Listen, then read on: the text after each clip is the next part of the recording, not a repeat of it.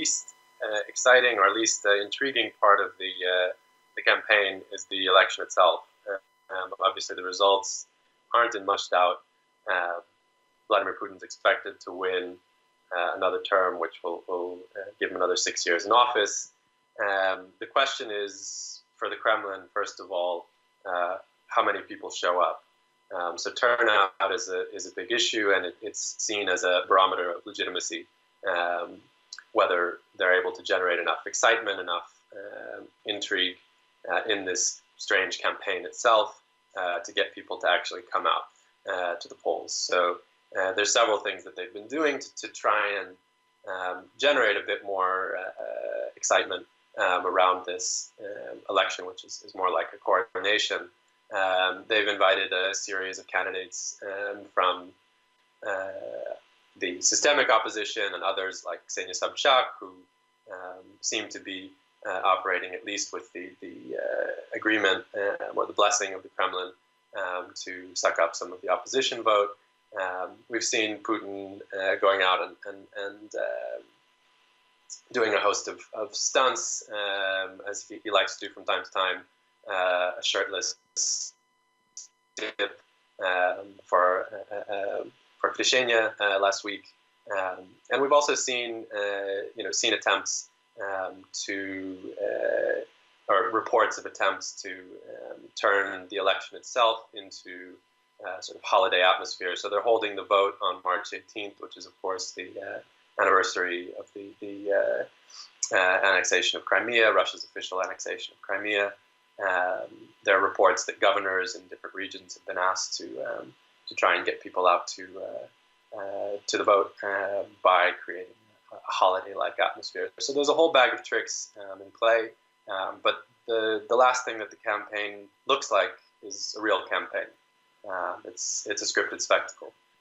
So let's talk for a moment about some of the other candidates. Ksenia Sobchak, when she announced her candidacy, it was a very big news story. Everybody was covering it. There was a lot of noise. What does it look like now? Well, she's going about campaigning as if hers was a real campaign. So she's traveling to different cities. She's holding events. She's showing up on television, and notably on state television, which again is a sign that there's at least some level of cooperation, if not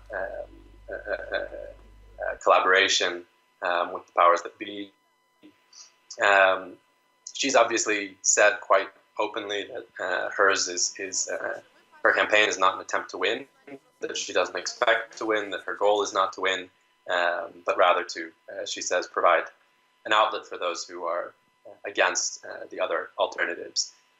Obviously, there's a lot of questions, unresolved questions about her true intentions, about what drove her decision to get into the campaign, and regardless of the answers to those unresolved questions, the fact is that she is playing a role, a sort of spoiler role, and detracting attention and potentially detracting support from Alexei Navalny, who is, of course, the most significant figure in this election season other than Putin himself, and significant in large part because he isn't being allowed onto the ballot.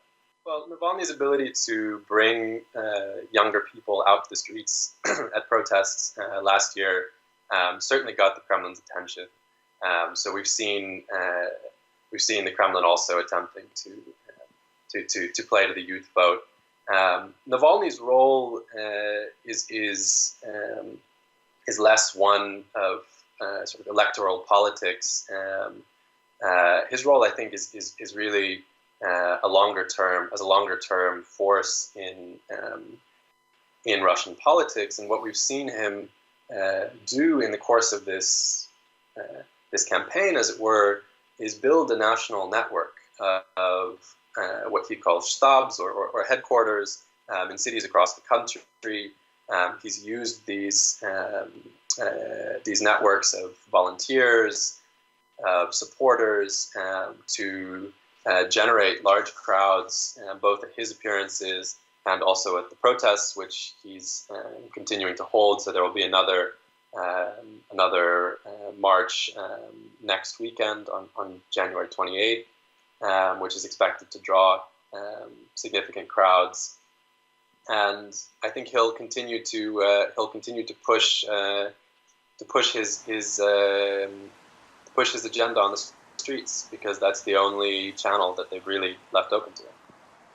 Look, I wouldn't get too caught up in, frankly, in the various candidates, the various people who are being trotted out on stage to give this election the appearance of reality.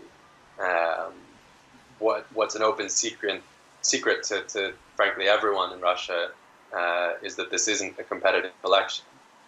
So which candidate the Communist Party puts out versus whether Zhirinovsky does this or that for LDPR, frankly, I don't think has a whole lot of meaning in the scope of things. What's important in this election is number one, again, the turnout, the extent to which apathy is reflected in Russian citizens' willingness to show up at the polls. Number two, the tension between the Kremlin and Navalny, and Navalny's ability to build a political movement, in part with the help of younger people that might have a future beyond this electoral cycle. And I think number three, frankly, the most important thing is what happens after this election. It's not who's standing on the stage when Putin gets crowned again. It's how Putin handles and how the Kremlin handles the coming term, which is a tricky one for a host of reasons, not least of which that constitutionally it's the last term he's entitled to, barring any changes to the constitution or barring attempts to wiggle his way out of the rules. So it creates a succession problem, which historically is always a difficult inflection point for Russian leaders, and it's one that Putin himself and the Kremlin don't seem to have resolved yet. So I would keep eyes on frankly what comes after the vote, rather than how the vote itself is constructed.